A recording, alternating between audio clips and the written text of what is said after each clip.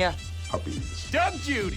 I'm breaking down Brooklyn Nine-Nine episode by episode. Here's 99 things you missed in Season 1, Episode 12, The Pontiac Bandits. Back in the 9-9. We start off with a clear look at this evacuation plan card and this 99th Precinct folder prop, both of which show good attention to detail. Is this all for me? An extra appears here between cuts. What are you wearing there, buddy? The calendar behind this appearing extra hasn't changed since the pilot. My mom lent me her leg warmers. To keep Charles motivated, posters with this quote have appeared around the precinct. This is also not the first time Boyle's mum has lent a member of the squad her clothes, as she donated this incredible garment for Rosa to wear in court. Check out these donuts.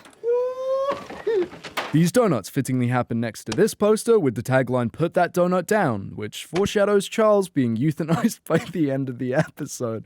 I forgot I wrote that. And I'm guessing Boyle chose this specific scooter for the basket on the front, just like his bike that Jake described in 24 hours. Charles has a bike with a little basket on the front. How else would you carry baguettes? Can I help you with something? Nope. Everything's under control. Yeah. Despite Boyle's insistence, he allows this uniformed officer to help him pick up the scattered folders. Wait, does that mean Charles is the mad paper scatterer? The extras that were behind Charles have appeared across the bullpen, and they switch around a lot between cuts. Just take my coffee. Okay, I guess. Why wouldn't you just use your other hand? The whiteboard is advertising the NYPD movie night to raise money for the community fund. It happens every Tuesday at 6 p.m., which is the same time each episode of Season 1 first aired.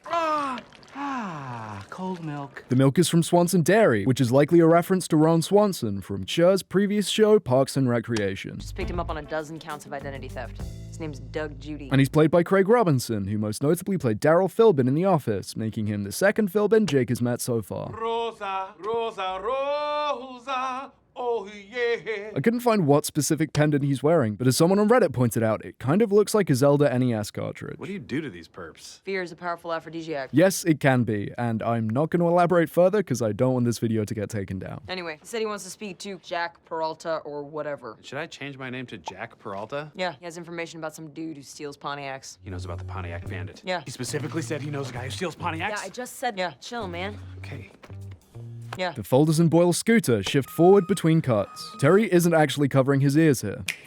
This uniformed officer is now on the phone like two other extras in this shot, despite it being absent before the cut to Terry. Extras don't usually take mobile calls in the bullpen, so I'm guessing this was an intentional direction to show how disruptive Boyle's noise pollution is. Backing up, guys. Oh, are you? The post of the NYPD soccer league says to sign up with prop master Chris Merlin, and Gina's position changes in the cut. More importantly, I think Detective Sydney Brown is actually at her desk for once. The Statue of Liberty on Boyle's desk also appears to have lost its donuts. You don't have to apologize for anything, Boyle. This folder has evidence circled in case you missed it being written in big bold text. You know, the doctor said that if the bullet was 2 millimeters to the left... Look, I'm sure what he's saying is important, but can someone please put a goddamn lid on that milk? It's scaring me. You want to choose where we order lunch from today? I've been craving Sudanese all day. There are a handful of Sudanese food places in the actual precinct, as well as a chapter of the Sudanese American Society. And the time on Boyle's watch has gone back roughly 15 minutes. I used to work at a chop shop. Judy moves back in the cuts. It was chill. We did a lot of work for this dude who stole Pontiacs. The Pontiac Bandit. We called him Bill, maybe 5'8", spiky black hair, and speaks with a British accent. Like this? That's Bill. The NYPD did still use actual sketch artists up until very recently. While digital software has been slowly introduced over the past decade or so, it finally replaced paper and pencil fully in 2025 following the NYPD artist department being disbanded. I know how to get in touch with him. Doug Judy.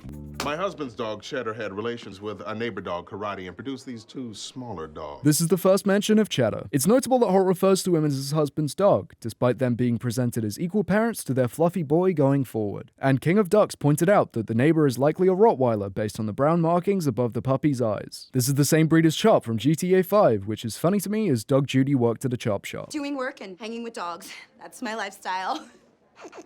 You're allergic to dogs, aren't you? I just need an EpiPen because my penis is making my throat close up. Amy's watch is actually consistent in this scene, which is rare enough that it felt detail-worthy. So the burner phone is at his mom's house. This corkboard has a few fun details. First off, this car is a Pontiac Firebird Trans Am made famous by the movie Smokey and the Bandit. It wouldn't surprise me if this inspired the Pontiac Bandit name. Among other photos is a Pontiac Aztec, which was driven by Walter White in the early seasons of Breaking Bad. There's also a Dodge Viper, which doesn't fit the Bandit's MO at all. Many of the post-it notes also appear appear to have actual Brooklyn street names on them. And finally, when they cut to the reverse shot, Jake's mouth movement doesn't match what he's saying. He's agreed to help us catch the bandit if we drop all charges against him. How many cars would you say this Pontiac Bandit has stolen? 230 that I know of. 230 Pontiacs over 8 years is just shy of 2 cars a week on average. I counted 213 pins, but I likely missed a handful that were blocked by Rosa, so 230 feels like an accurate round number. They are also color coordinated, with this pie chart showing when relevant cars were stolen. The real number could be in the millions. You're not very good at math.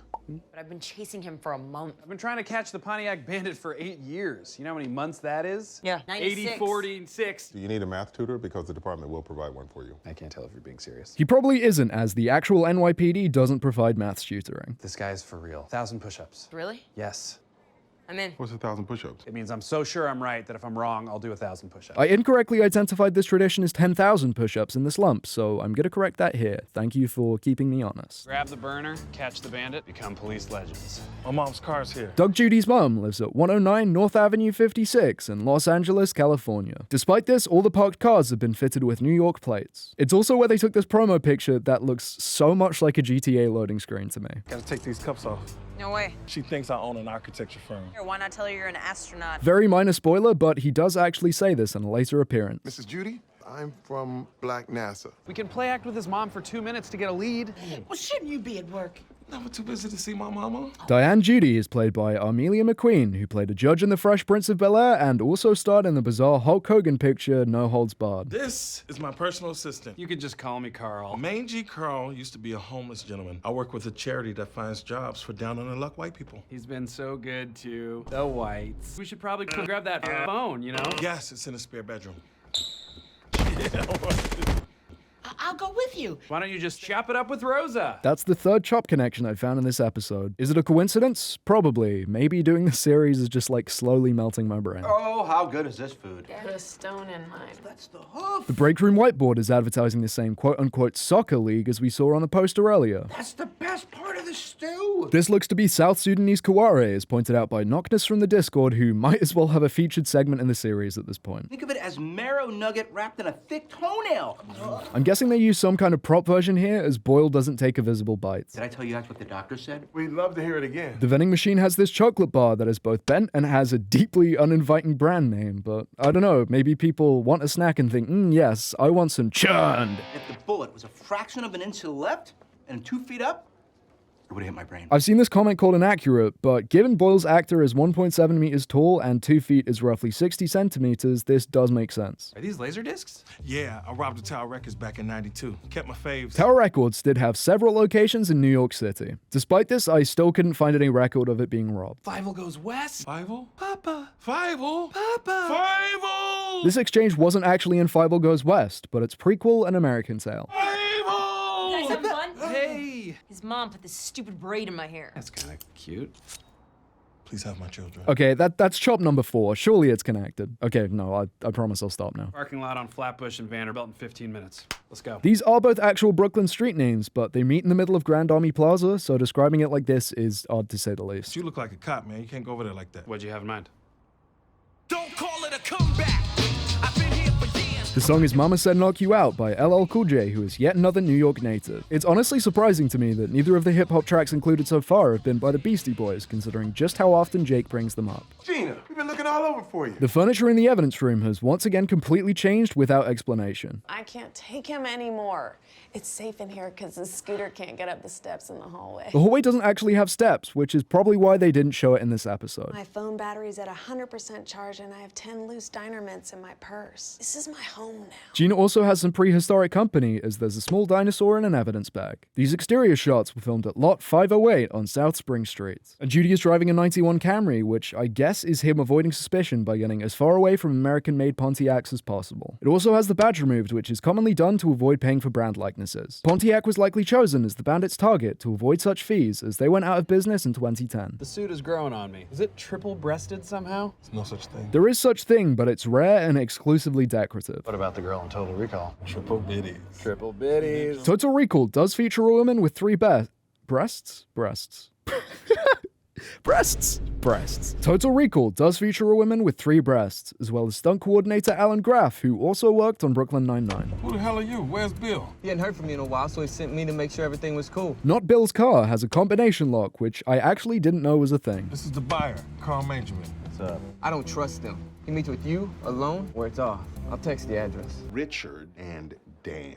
They are puppies. Very cute, sir. Maybe your twins would like some little furry friends. Oh god, hold anything but that hand gesture, please. With the twins learning how to walk, chaos reigns at the Jeffords household. Given that Cagney and Lacey were born a year before the pilot, that would make them about 15 months old. This is around when children start to walk, so it's a nice bit of continuity. Terry won't do you like that. You have disappointed all 3 of us. I'm pretty sure this is one of the few times you can actually see Andre Braugher fighting not to break character, and frankly, I don't blame him. Send him in alone. No, something doesn't smell right to me. Could be my dad's suit. He died in it. This is the only mention of Dad Judy. As we unfortunately learned in episode 4, he would have to wear the suit for several days at ambient temperature for the smell to be a factor. Doug, Judy, and I know this guy. You have to trust us. One of you is a criminal, and the other one is dressed like Steve Harvey. Steve Harvey has been known to wear all white suits in the past, but also notably believes in the 5-suit rule that doesn't include white suits. Seriously? Yeah, 1,000 push-ups. Not a detail, but it's very rude of Rosa to say I need to work out. 2,000 push-ups. You have to back me up. That's the pact. Can't you read between the lines, man? Don't, quote, die hard. Sorry. The drop-off location shots were filmed about 200 feet from where they met the contacts, and Rosa's pure anger makes her head snap to side-eyeing Jake between cuts. You sure you got everything covered? Yeah. Both of the camera pans are used to seamlessly cut between 2 different shots. 2 guys out on the corner. And these guys are in the parking lot next to the building, not on the corner. You got choppers? With snipers and rockets? No one has rocket choppers. This has got to be the most background taxi yet, and is followed by another instance of this Harlem map section. What'd I miss? Tell me all the jokes. Everything funny that happened. I've waited a while to mention it, but gunshot wounds to the butt aren't meant to be treated with a cast, let alone one that goes up that high. The fact it also goes over his shirt makes me think he did it just to be safe, in a trademark Boyle move. Hitchcock called himself Scully by accident. God, could you imagine making that mistake? See you at the bottom, Hitchcock. Both Scully and Terry are up and out of the room way too fast here. But it brought me and Scully closer together. Hitchcock also has 2 back scratches on his desk, which explains what Scully was up to in the background a few episodes ago. Laughed too hard. Lost another highlighter. Yeah. It's way down there by my butt. While Boyle is definitely the type of guy to have a freakishly tall ass, I doubt Amy's hand is far enough down here. And there's a new poster for a stoop sale behind Terry. Got it. Oh my god. Where's my grandmother's ring? Amy doesn't look to be wearing a ring in earlier shots. Found it. The evidence room whiteboard has formatting notes for digitizing evidence reports, and also shows the family tree we saw previously is way bigger than I initially thought. Can I offer you a mint? You ready? You and me, Jakey. We were born ready. This expression was coined in the 1950 movie Hondo, starring John Wayne. Go, Judy, go. We meet at last, Pontiac Bandit. The overlay on the camera gives an ISO, shutter speed, and aperture. Duckies from the Discord kindly tested these settings and found they do work, albeit in a way that makes everything dark. Say something to test the wire. Hey, Diaz. I'll be free for dinner. You like spaghetti and weed? In Season 8, we learned that she, in fact, does. I want to time my edible so it kicks in right when we arrive. And the waveform on the monitor rarely matches up with what's being said. 2 uniformed officers appear in front of Holt, and almost all the extras behind Charles completely disappear. Where's everyone? Hiding from me in the evidence room. Gina's been live tweeting the whole thing. She live tweets everything.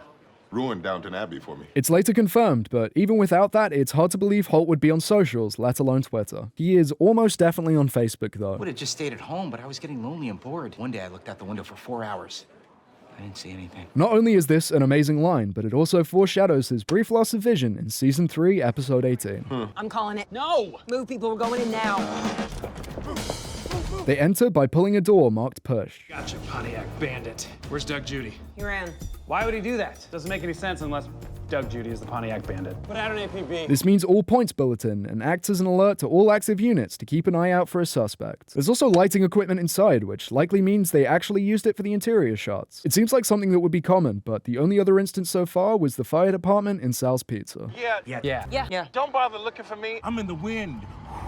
If you're the Pontiac Bandit, who's this joker? I'll start telling all my associates they should describe me as Asian dude, spiky hair. Wears diamond earrings and has a British accent. that's my barber, Norman Lee. Judy's barber shares his name with a British screenwriter and film director. And if he couldn't get any more British, his actor's name is literally London Kim. He gave me the idea. I do house calls. You just text me a location and I could be there in half an hour. Pretended to talk and then snuck out the basement, am I right? There's pretty much no way I can confirm this, but I'm guessing the basement shots were also filmed in that building. Well, my boy picked me up. From the meetup. He works for you. Unsurprisingly, now he's revealed his identity, Judy is driving a Pontiac, specifically a Firebird with the same iconic paint job we saw on the corkboard earlier. The name Doug Judy also has a Pontiac connection. It's a spin on Judge Judy, an homage to the Pontiac Judge. Okay. We've seen this establishing shot before, but last time I forgot to mention this is an actual officer in the doorway. The evidence room now has this fireworks are illegal poster, which looks like it might have been the origin for the mysterious reward paper I've pointed out in previous episodes. And we also solved the mystery of what happens to Boyle's welcome back cake. You're all hiding from Boyle. I was in the bathroom with him, sir. It was a nightmare. This cutaway doesn't have the usual radio static sound effect to transition in or out. The bathroom also has a notice for lost car keys with a 555 phone number, and I think you can see whatever harness they used poking out here. It could honestly just be Terry's tie though, so I'm not going to count it as a detail. You all turned your backs on him. Those puppies are so cute. They do undercut your tone a bit, sir. But on the plus side, I think I know what to do with him. Detective Boyle. If they're coming straight from the evidence lockup, then the squad should enter the bullpen from here. I think you might be able to give these dogs a good home. Not only do we get a new poster for a coat drive, but it's revealed that prop master Chris Merlin from the earlier Soccer League poster is also responsible for the kids' baseball league. It tickles. I got a lot of work to do, Peralta. I just want to ask you to join the Doug Judy case. Now, I believe I owe you 1,000 push-ups. I don't care about the push-ups, Jake. Now go down on the floor. What? You just said you didn't care about the push-ups. I changed my mind. Night, Peralta. 613. Hey, Ronald. We end with the second mention of Night Janitor Ronald, meaning he is technically a recurring character. A special thank you to Maud Vidal and Gowron, Claire V, and 5,000 Pebbles for becoming members. The Q&A has been filmed, so it will be out when I have time to edit it, basically. I might leave it a little longer though, because I think it will be very funny if I've hit 15k by the time the 10k Q&A comes out. I'll see you all on the next episode for the finale of Jake and Amy's Bets. Not a doctor. Yeah,